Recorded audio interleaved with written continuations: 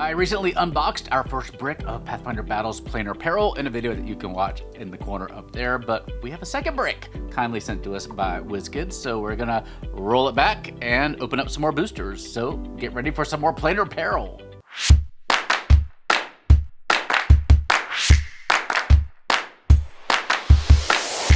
Enhance and improve your 5e games today with Hit Point Press. Explore the whimsical dark carnival setting of Hekna. Will you see through the glitzy charade or fall prey to Hekna's everlasting torment? Or enhance your 5e games with animated spell, condition, and townsfolk cards. Add a slew of creative and gorgeously illustrated magical items with the Griffin Saddlebag. And meet 25 fully realized villains or become the big bad yourself. Big Bad's Most Wanted is on Kickstarter.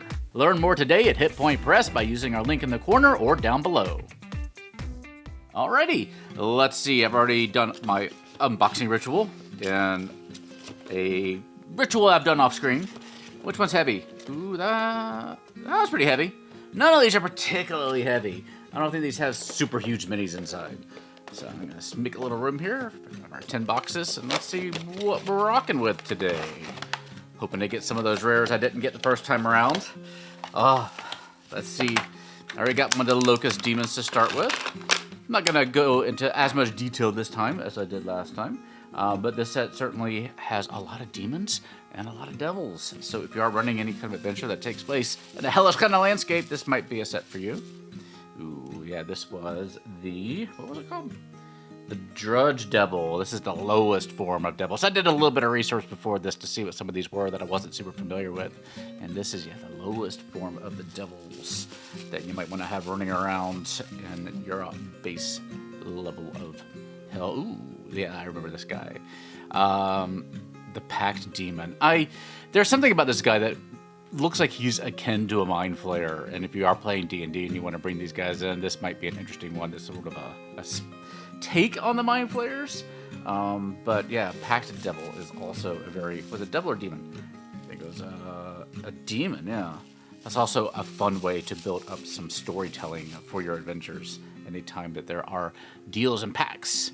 This is our Fire Scamp. I do love the scamps. There's a lot of use of the translucent materials in this particular set, which I really like. They do a good job with it too. So let's see what we get next. I'm not sure how many of the larges we didn't get.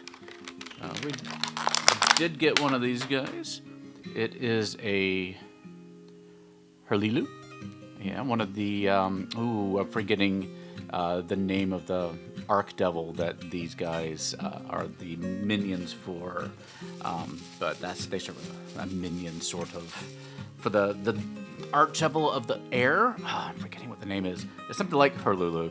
I can't remember off the top of my head.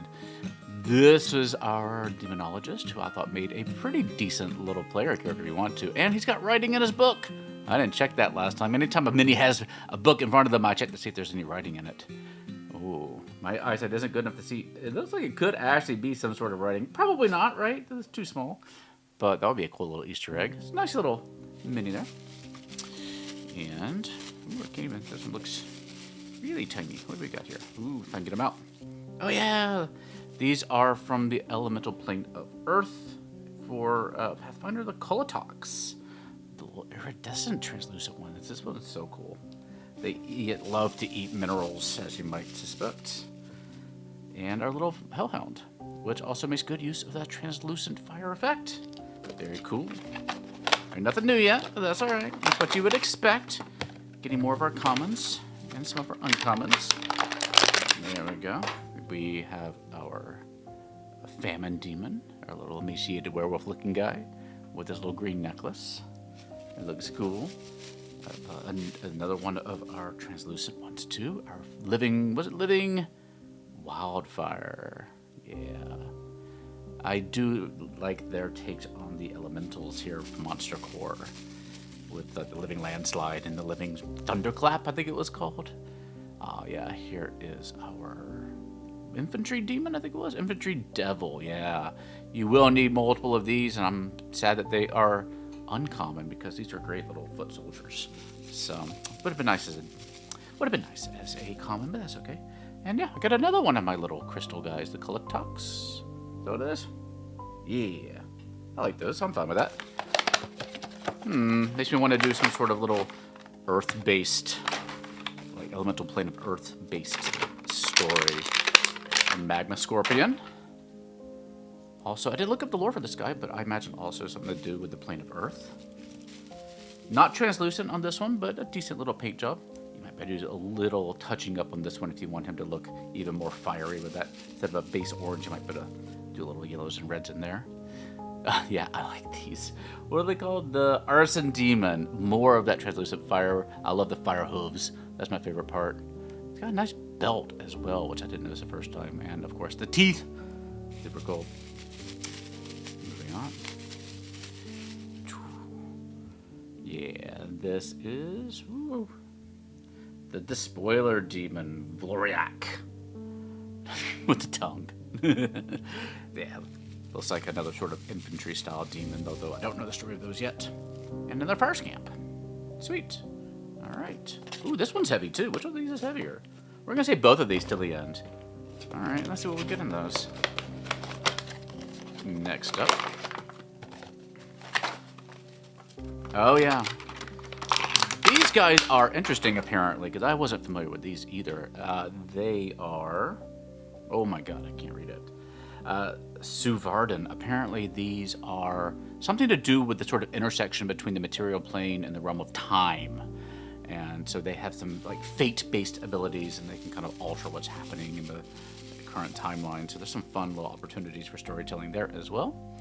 And we have another one of our Rust Devils, the Fergons. This is kind of like just a dog demon to me a little bit too. And one of the larva. Yeah, I still think these are cool for as a ticking time bomb in an encounter. If they don't take care of the protected larva in time, the larva are going to hatch, grow, whatever burst out of the cocoon. Not larva grow up. I don't know what the term is. Into something more scary, but not as scary as our little cultist with his little wavy knife. And they're probably more scary than the cultist. Cultists. You need as many of those as you can get to. The world has no shortage of cultists, I'm afraid. Does this new? This might be new. Let me see, what is it? No, it's a Locust Demon. No, we did get one of these in the last set. They must have had a fire sale, so to speak, for the orange translucent material for the set. Because we're getting a lot of it. I just realized, I know there's a lot of translucency, but I didn't realize it was all orange. That's all right. We got another one of our little base level devils. Which I can never remember the Drudge Devils. Which, since they are the base level ones, you're going to need a lot of those too. And they swarm around. Ooh, what is this? This is different. Number 34, Ostiarius. I don't know. This one's a little new to me. Fiery crown. Well, not fiery, but like devil horn crown. Bloody hands. Looks like Lady Macbeth. I don't know. We'll have to look into the story for that one when I do our full set review.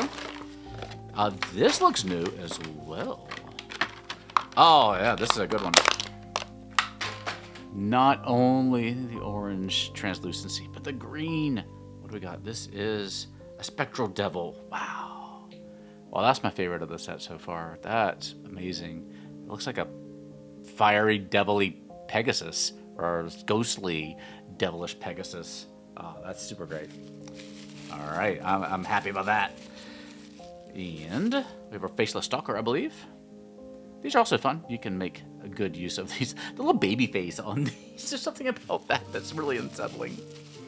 But they do make some nice little scary opponents to have tracking down your PCs, especially if they've gotten on the bad side of some particular baddie somewhere who's sending them out with a bunch of cultists backing them up. It's always good to have your characters on the run from somebody, always having to look over their shoulders, especially if it's somebody who can shapeshift. And hi, Peanut. No, Peanut stole a mini. That's what Peanut does. Welcome to my house. The Agash is also interesting. This is what I said, one of the most Pathfinder-y minis I've seen in a long time. This is apparently sort of the personification of the evil eye. So they're going to put a lot of curses on you. So that's also fun for your encounters to do something a little different with them. And Ooh, we got another. Thank you, Grady. It was my little fire scamps that our little kitten scamp was getting away with. Yeah, we got another of the Mephistopheles. The capstone mini. I bet this is probably one of the more expensive ones on the set, so I am not going to complain that we got 2 of them. Maybe I'll be trading him away at some point to try to get some of the ones we're missing from this set, because we only have 2 bricks. We don't have all the minis. And if we're going to do our full set review, it's going to be a challenge. But yep, we got another Faceless Stalker here. And, oh, I think we've got our Living Cyclone, or what it was called. It is the Living Whirlwind. Yeah.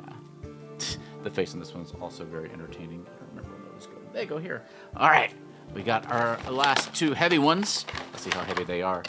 Oh, yeah, it was the same heavy as last time. I like this mini, though. This is one of my favorites. This is the Pollution Demon. Just a tremendous mini.